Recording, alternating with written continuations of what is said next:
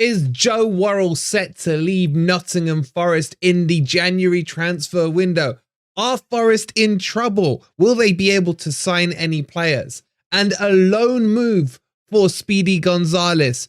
Plenty to talk about. Welcome to your Forest News.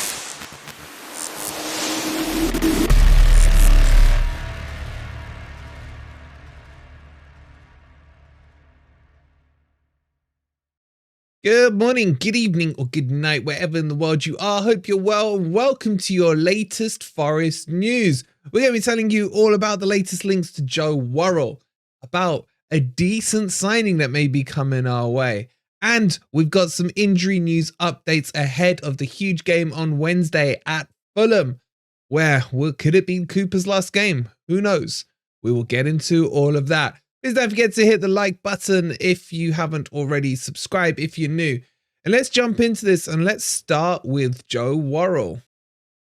Okay, so Joe Worrall has clearly fallen out of favour in terms of his game time at Nottingham Forest. Still, technically the club captain, but not even getting on the bench anymore. And there have been strong rumours that are linking him with a move away to Nottingham Forest and back to the Championship with Middlesbrough of all clubs, because Carrick is looking to shore up his defence in a Middlesbrough team that seemed to be struggling at the back, and he sees Joe Worrall as the ideal candidate for it. Now, is this going to happen? Well, there are really silly rumours flying around on social media about Joe Worrall saying certain words about Steve Cooper, and I believe Joe Worrall wasn't even sitting with the bench and was with the under-23s in the match against Everton. So clearly there's no smoke without fire, and clearly Joe Worrall probably needs a move to reignite his career. Now, has he got a future left at Forest? He did recently sign a new extension on his contract, but we all know contracts mean nothing in football. All they really do right now is protect the club on the assets. And that really begs the question of how much is Joe Worrall worth? Some of you may say a fiver, some of you may say a tenner, some of you may say 10 million. The actual official answer is he is worth in and around £8 million, probably more like 6 and dropping, seeing as he's not getting any game time currently. And that would be a huge fee for a Championship club to pay. So I don't know if I see this being a permanent deal or actually a loan deal. And for me, a loan deal probably makes more sense, with probably, like we saw with Lewis O'Brien before the deal collapsed last year when he was going to Blackburn, with the obligation to buy if Middlesbrough, say, were to be able to get themselves promoted this year, which is probably unlikely. So I can see something like that happening. But it is clear, and I don't really care what people think, surely everyone can agree that Murillo is better than Worrall, that Felipe is better than Worrall, that Niakate, Bolle, and probably Omar Bamidele are all ahead of Worrall in the pecking order. And his game time and his time at Forest is probably coming to an end. And Forest do need to offload a lot of centre-backs over the next window, especially with Nino coming in. We can't just keep recruiting centre-backs. I don't care how negative and defensive Steve Cooper's tactics are. We cannot get to the stage where we're playing with 11 centre-backs on the pitch and not even a goalkeeper. So I can see Worrall going. And the other one I'm expecting to hear stronger movements on as we approach January will be the likes of McKenna. I can see McKenna as well going. He's coming to the end of his contract, so it's probably going to be on a Bosman unless Forest can ship him off for a very low cut fee just to get something for him. But how much strength do I give these rumours? I'd probably say they're a 6 to 7 out of 10 for me with Joe Worrall. I do expect him to leave in the January window, but I don't think he will be worth as much as he probably thinks he's worth. And he is going to have to swallow his pride, because I can't see another Premier League team going in for him. Maybe Sheffield United, maybe at a push. But that is his level, in my opinion. And that's no disrespect to him. The Premier League is a huge step up from the Championship. And he is just going to have to make his peace with that. But what do you guys think? Do you want to see Worrall gone in the January window? Or do you think we need to keep that Nottingham lad still at Forest? Let me know in the comments down below. Okay, let's move on to our second story. And this actually could be a really important story. And that is that Forest may be put under a transfer embargo come January. Because why? It's something we brought to you at the start of the last summer. where Forest were not paying agents' fees. And this has come from Alan Nixon in The Sun. I mean, take from that what you will, it being The Sun. But Alan Nixon himself is fairly reliable as a journalist. And let me just read out what it says. The report states that agents are legally protected by the Football Association, and they could ask for Nottingham Forest to be put under an embargo. Chiefs at the East Midland clubs based have been warned that they risk further action if they fail to find a solution to this problem. So just to rewind the clock back a bit, there was a lot of agents that were not paid by Nottingham Forest, allegedly, last season, in the transfers of the likes of Lingard, etc. And they have obviously thrown their toys out of their pram and they are demanding payment. And now with this threat being loomed over Forest about a transfer embargo, I don't really see it as a big issue. Marinakis isn't going to let it play itself out. I could just see him pulling the checkbook out, clearing those fees, and everyone moves on and everyone's happy. But I don't know why the club are leaving it so late, if it is indeed correct and it is indeed true. But it's something that needs to be resolved, because we do need to recruit in this January window coming up. Let alone getting rid of a few players. We still desperately need a striker and a couple of wingers. So I expect this one to be resolved. As always, we'll keep you posted on here.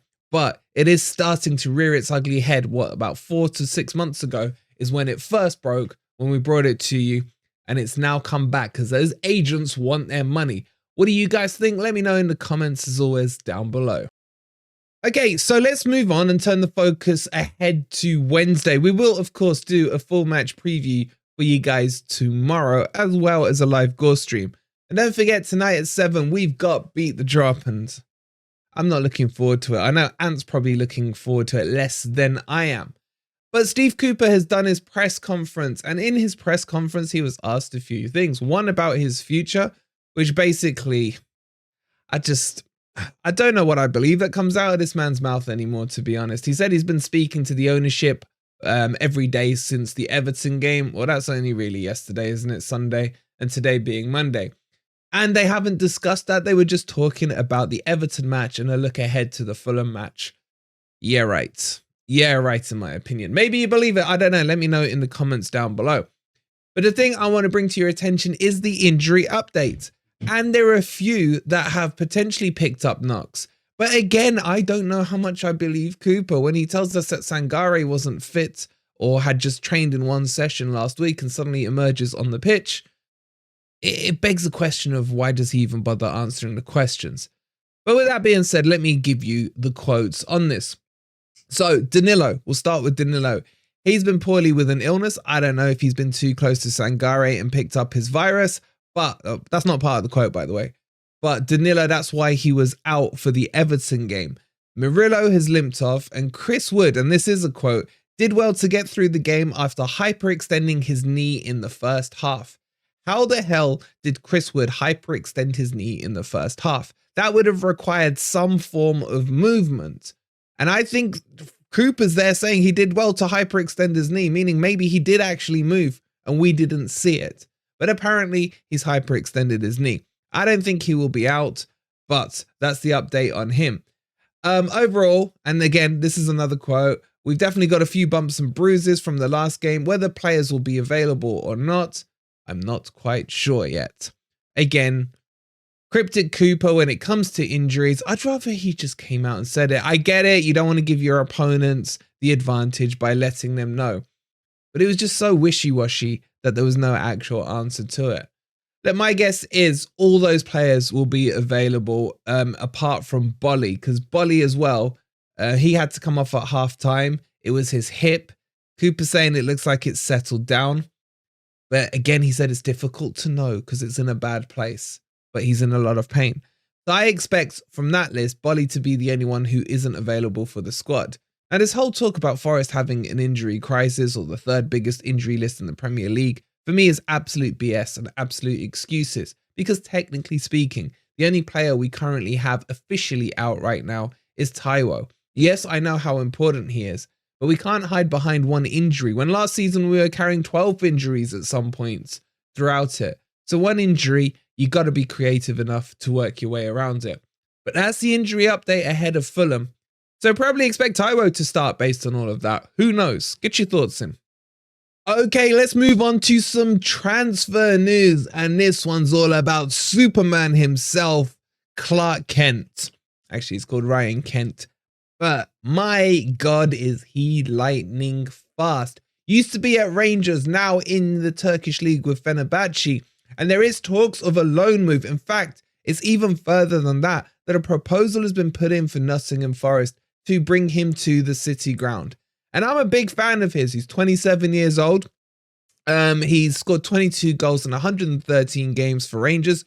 All right, you could say the Scottish League is a frozen version of the Farmers League, but he has a lot of attributes that I really do like, and I really think he could work well in the Premier League. He's a winger with lightning pace, and we need him, and I do understand why Forest would go after him. And it would be a risk-free one on a loan deal. Now, can Forest actually do a loan with the amount of loans we've currently got? The answer is probably yes, as there are heavy rumours that Origi and Santos are going to be released back to their parent clubs this January window, which would obviously free up 2 loan positions for Forest to bring on board. And actually it works quite well because Ryan Kent is British, so maybe could be part of the homegrown quota if Joe Worrall, for example, was to go. So would I be for Ryan Kent coming? Yes. Now, am I expecting him to be a world changer? Absolutely not. But he would be a decent squad player, especially as we are so thin on the ground on attacking options. And I do rate him, and I think he could adapt into the Premier League. But what do you guys think? Let me know in the comments down below.